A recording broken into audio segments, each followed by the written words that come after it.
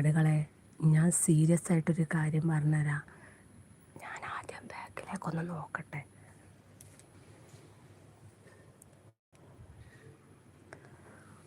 സത്യത്തിൽ ഇവിടെ പ്രേതമുണ്ട്.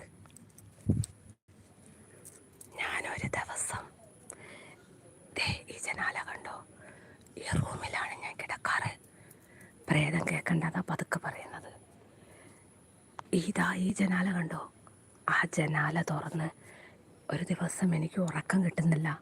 ക്ലോക്കിലേക്ക് നോക്കുമ്പം സമയം 12:30.